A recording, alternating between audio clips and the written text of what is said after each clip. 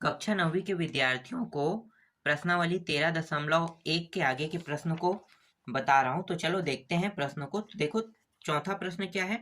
एक त्रिभुज x Y Z की रचना कीजिए जिसमें कोण एक्स वाई जेड बराबर 50 अंश, वाई जेड बराबर 5 सेंटीमीटर और X Z minus X Y बराबर 2.5 सेंटीमीटर हो, कह रहा है।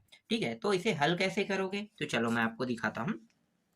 जो दिया है ना, पहले इसको लिख लेते हैं। तो यहाँ पे मैं लिख लेता हूँ, दिया है। ठीक है, चौथा प्रश्न को हल कर रहे हैं। तो रचना किसकी करना है, एक त्रिभुज की। त्रिभुज को हम कहते हैं, जो त्रिभुज की रचना करना है वो एक्स वाई जेड त्रिभुज है। ठीक है, और जो भुजा दिया है ना वाई जेड, इसका मान है 5 सेंटीमीटर दिया हुआ है। फिर कोण का मान दिया है एक्स वाई और जेड, कोण जो है वो 50 अंश का है, कह रहा है। और एक और मान है X Z minus X Y करेंगे तो 2.5 सेंटीमीटर का क्या करना है, चाप काटना है। ये इसका मतलब चाप है। ठीक है, जैसे तीसरा बना है सेम टू सेम ये भी बनेगा, बस यहाँ पे त्रिभुज दूसरा प्राप्त होगा। ठीक है, तो चलो रचना करते हैं अब। तो यहाँ पे लिखो रचना करना है। ठीक है, रचना किसकी करना है, एक्स वाई जेड त्रिभुज बनाने की रचना करना है। तो पहला बिंदु पॉइंट क्या रहेगा, आपको पता है कि ये जो वाई जेड है ये क्या बनाएगा, आधार बना रहा है ना। आधार है, इसका मतलब त्रिभुज के आधार मतलब ये रेखाखंड है, तो इसे लिखेंगे रेखाखंड। रेखाखंड वाई जेड, यहाँ पे वाई इसे जेड कर लेते हैं, वाई जेड बराबर 5 सेंटीमीटर खींचा। अभी मैंने जो लिखा उसको क्या करेंगे, अब यहाँ पे खींचेंगे। यहाँ पे खींच लेते हैं, तो ये रहा, इसे y और इसे z नाम देते हैं। और कितने सेंटीमीटर, 5 सेंटीमीटर का मैंने क्या किया, रेखाखंड खींचा। पहला स्टेप समझ में आ गया। दूसरा स्टेप क्या करेंगे, यहाँ पे देखो एक्स वाई जेड मतलब y कोण। तो y से क्या करेंगे, यहाँ पे जो y है ना, इससे कोण बनाएंगे 50 अंश का। तो 50 अंश का कोण कुछ इस प्रकार से जाएगा इधर। ठीक है, न्यून कोण होता है 50 अंश का। तो इसे कहाँ तक बढ़ाएंगे, एल तक के। एक्स नहीं ले रहा हूँ, क्यों, क्योंकि एक्स वाई जेड जो है त्रिभुज की रचना कर रहे हैं, तो एक्स त्रिभुज में आ रहा है ना, इसलिए इसका नाम दूसरा रख लेते हैं, एल रख लेते हैं।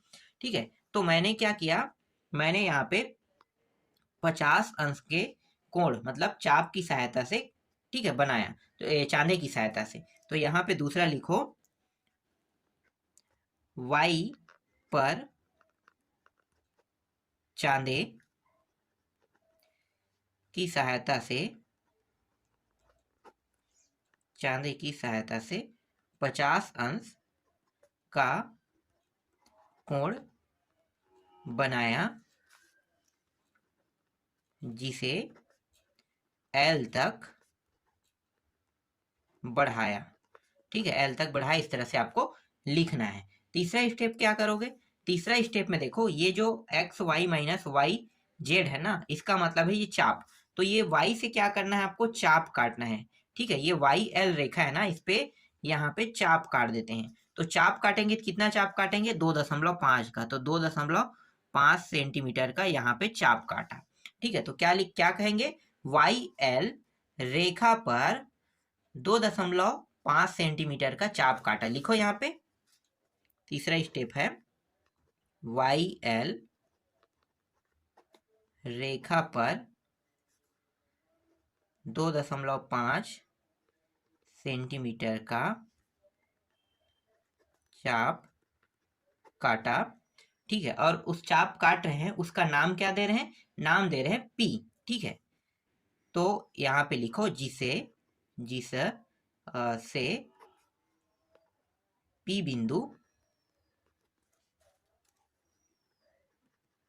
प्राप्त किया या प्राप्त हुआ, लिखो प्राप्त किया लिखेंगे, ज्यादा अच्छा रहेगा, प्राप्त किया।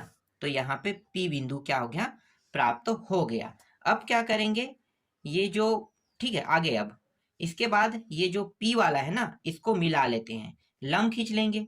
तो पी जेड क्या करेंगे, समद्विभाजित लंब। तो यहाँ पे एक लंब रेखा है ये, तो लंब जो है यहाँ पे चांदा रखेंगे, लंब का मतलब 90 अंश का कोण बनाना। तो यहाँ पे बन जाएगा यहाँ पे 90 अंश का कोण।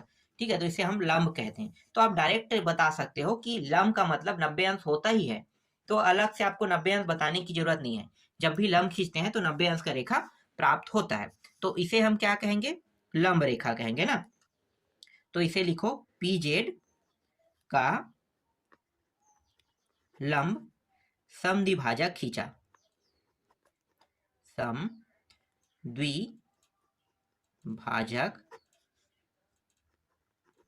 समद्विभाजक खींचा, जिसे आगे, ठीक है, जिसे आगे बढ़ाने पर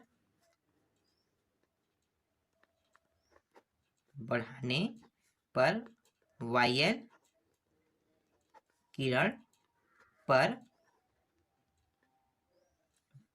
नहीं यहीं पे लिख लो, ठीक है, कहाँ तक लिखो, खींचा, बस यहीं तक लिखो, इसे काट दो, ऐसा कुछ नहीं करेंगे, ठीक है। इसे नए स्टेप में लिखेंगे पांचवा को, अगर यहाँ पे लिखेंगे तो गलत हो जाएगा, ठीक है।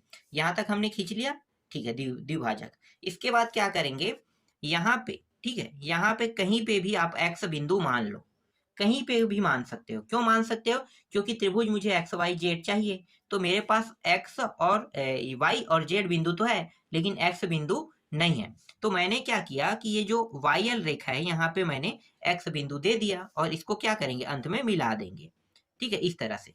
तो इसे हम क्या कहेंगे कि यहाँ पे कहीं पे भी अपने इच्छा से देना है, क्योंकि प्रश्न में नहीं कहा है कि यहाँ पे बिंदु देने के लिए, कोई भी पॉइंट नहीं बन रहा है, तो क्या कर सकते हैं, अपने इच्छा से दे सकते हैं, ठीक है। तो दे रहे हैं, तो लिखो, अब आगे लिखेंगे, जिसे आगे बढ़ाने पर, यहाँ पे लिखेंगे जिसे आगे बढ़ाने पर YL किरण पर बिंदु X प्राप्त किया, ठीक है। इसके बाद नेक्स्ट स्टेप में इसे मिला लेते हैं, तो लिखो X और Z, ठीक है, देखो X और ये Z, इसको मिलाया मैंने, ठीक है, तो X Z को मिलाया, इस तरह से लिखना है। और सातवां स्टेप अंतिम स्टेप है, इस प्रकार से X Y और Z क्या प्राप्त होगा, त्रिभुज। तो लिखो त्रिभुज X Y Z क्या है, अभीष्ट त्रिभुज है, ठीक है, यही क्या है, इसका उत्तर है, ठीक, समझ में आ गया, ठीक है। तो इस तरह से त्रिभुज आपको बनाने थे, देखो और कुछ इसमें नहीं करना है, बहुत आसान होता है। इसके बाद अंतिम प्रश्न देख लेते हैं। अंतिम प्रश्न को मैं ऐसे ही समझा देता हूँ, देखो बहुत आसान है, यहाँ पे गाइड में देख लेते हैं। देखो यहाँ पे एक त्रिभुज है ABC की रचना करना है, ठीक है, जिसमें AB BC CA बराबर 13 सेंटीमीटर एवं कोण B बराबर 45, कोण C बराबर 70 अंश हो, तो ठीक है, हो कह रहा है। अब यहाँ पे दिया है क्या करना है, ये सारे टॉपिक लिख लें, जैसे कि AB plus BC plus CA बराबर 13, इस तरह से कोण B बराबर 45 और कोण C बराबर 70। ये जो AB प्लस BC CA ये क्या है, ये तीनों भुजा का मान है, ठीक है, तीनों भुजा कैसे, देखो यहाँ पे AB BC और C तीनों भुजा को जोड़ोगे तो परिमाप जो निकलेगा वो 13 सेंटीमीटर रहेगा, ठीक है, तीनों भुजा का। लेकिन त्रिभुज जो बनाना है, जो त्रिभुज मुझे बनाना है वो इतना आसान तो नहीं है बनाना, तो क्या करेंगे, कुछ अलग तरीके से बनाएंगे। तो यहाँ पे आपको लिखना है, रचना करना है ABC त्रिभुज की। देखो कैसे बनेगा ABC त्रिभुज, बहुत आसान प्रश्न है, बस आपको दिमाग लगाना है इसमें। सबसे पहले क्या करेंगे कि एक रेखाखंड खींचेंगे, ठीक है, एक रेखाखंड जिसमें AB BC और CA तीनों है, ठीक है, तीनों, तो तीनों को मत रखो, इसे हटा दो, ये रेखा ही अभी गायब कर दो, ठीक है, ये गायब है मान लो, अनविजिबल दिखाई दे रहा है, लेकिन रेखाखंड को आपको क्या मानना है, PQ मान लेना है। तो रेखाखंड PQ जिसके कुल लंबाई 13 सेंटीमीटर, तो यहां से यहां की लंबाई को मान लेते हैं 13 सेंटीमीटर, ठीक है। देखो सिर्फ अभी आपको बस ये रेखा दिखाई दे रहा है 13 सेंटीमीटर का। इसके बाद क्या करेंगे, इस बिंदु से 45 अंश का कोण बनाएंगे और इस बिंदु से 70 अंश का कोण बनाएंगे, ठीक है। देखो इसके बाद क्या है, बिंदु P पर 45 अंश का कोण तथा बिंदु Q पर 70 अंश का कोण बनाया, ठीक है, कोण बनाते हैं, तो ये रेखा प्राप्त होगा, जिसे आगे बढ़ाने पर PL और QM प्राप्त होगा। अब क्या करेंगे, इसको आधा कर देंगे। ये जो कोण बन रहा है ना 45 अंश का, इस कोण को आधा करेंगे तो कितना हो जाएगा, तो आधा देखो यहाँ पे लिखोगे, कोण P को कोणार्धक मतलब आधा करना, और कोण Q को भी आधा ही करना, खींचकर मिलाया। तो इस तरह से देखो इसे आधा कर दिया, तो ये भी इसका आधा, दोनों जो बिंदु जहां पे मिल रहा है इस बिंदु पॉइंट का नाम है ए। जब कोण को आधा करते हैं तब ये दोनों बिंदु मिल रहा है ना, तो आधा करने पर यहाँ पे मिल रहा है, तो ये बिंदु पॉइंट बन गया ए। तो ए बिंदु पॉइंट प्राप्त हो गया। ठीक है, आगे और क्या होगा, अब इसी पे ये जो रेखा है इस पे लंब खींचा गया है। ठीक है, इस पे लंब ये बनेगा।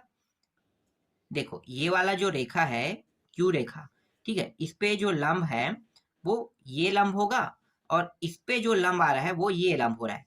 दोनों कहाँ से लंब खींचा जा रहा है, याद रखना, दोनों का लंब जो है वो ए बिंदु से ही खींचा जा रहा है। ए बिंदु को सेंटर बिंदु मान के खींचा जा रहा है। तो ए के पास अगर चांदा रखोगे, देखो चांदा से अगर बनाओगे तो गारंटी है सेम टू सेम प्राप्त होगा। जैसे ये प्राप्त हो गया ना ए, इसी तरह से चांदा मैंने रखा, 90 अंश का कोण बनाया, लंब का मतलब क्या है, 90 अंश का कोण। तो ए को इस तरह से रख के ये वाले रेखा में ना, ये वाले रेखा के लिए ए बिंदु पॉइंट में रख के यहाँ पे कोण बनाया। ठीक है, तो 90 अंश का कोण बना, तो इस बिंदु पॉइंट को जहाँ पे ये टच कर रहा है पी क्यू रेखा को, इसको सी नाम दे देते हैं। और ये जो क्यू वाला है, ठीक है, क्यू वाले के पास अगर मैं रखूंगा चांदा इसको रेखा को मानते हुए और ए बिंदु के पास, तो ऐसा लंब प्राप्त होगा जिसके नाम मैंने बी दे दिया। ठीक है, बी दे दिया तो क्या प्राप्त होगा, ए बी सी त्रिभुज प्राप्त हो गया। बिल्कुल, तो देखो इस तरह से पी ए का लंब समद्विभाजक है और क्यू ए का भी लंब समद्विभाजक है, जिसमें से पी क्यू रेखा क्रमशः बी व सी बिंदु प्राप्त हुआ, जैसे मैंने अभी बताया। ठीक है, और अंत में अभिष्ट त्रिभुज क्या प्राप्त हो गया, ए बी सी प्राप्त हो गया, और इसी के हमें क्या करना था, रचना करना था। ठीक है, तो इस तरह से ये पूरा कंप्लीट हो गया। ठीक है, आगे देखेंगे इसके बाद 13.2 को।